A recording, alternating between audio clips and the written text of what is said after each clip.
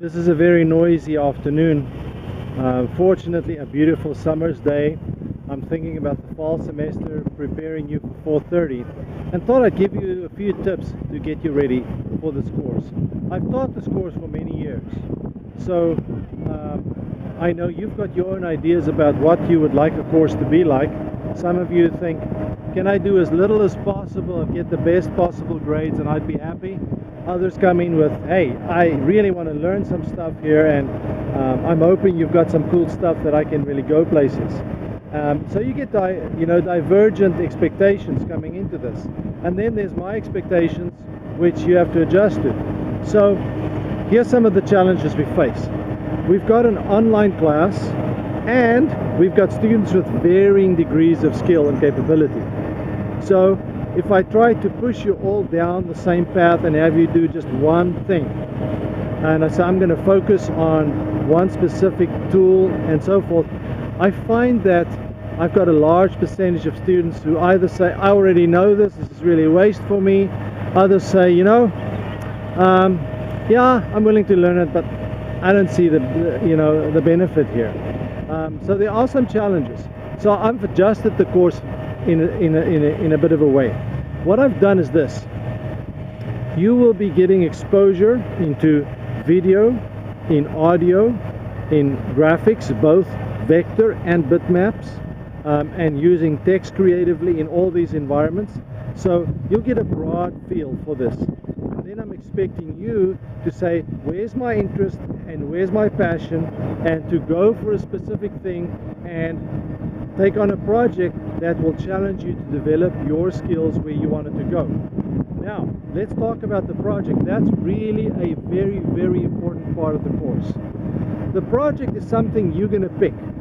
What we've done every year is that you work with a non-profit or with an institution on campus or in your community.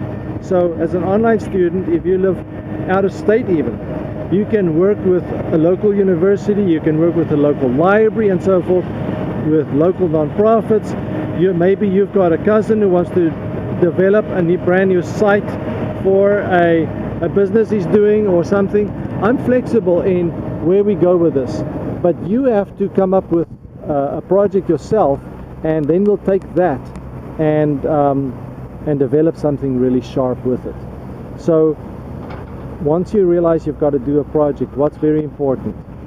Well, the answer is obvious. You do not want to wait till late in the semester and then say, oh gee, what am I going to do?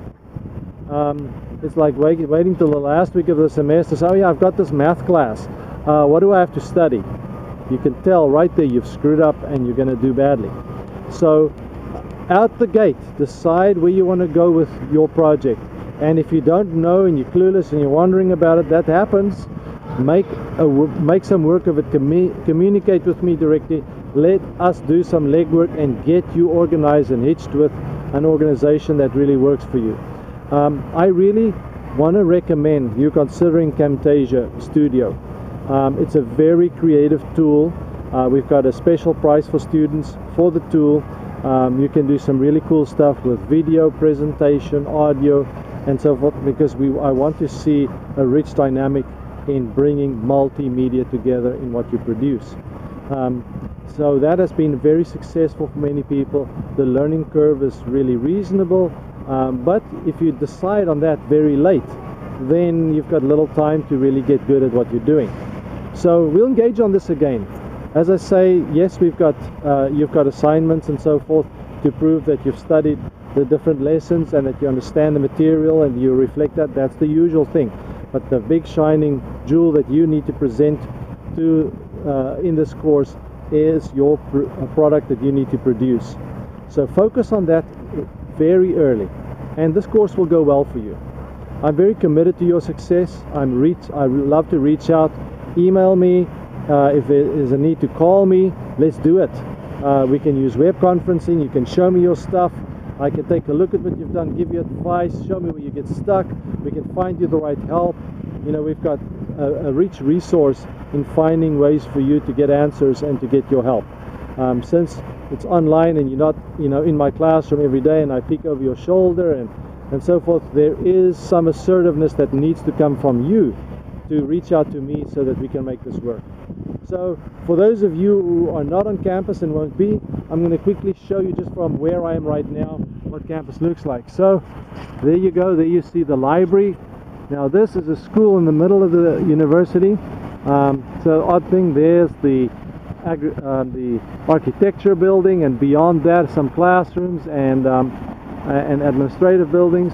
This was the old hospital. This is now Northwest Quad.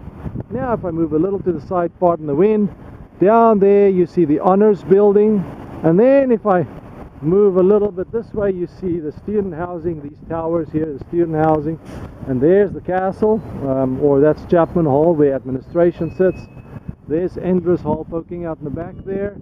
And so this is one little nice spot on campus, full view there of the library again.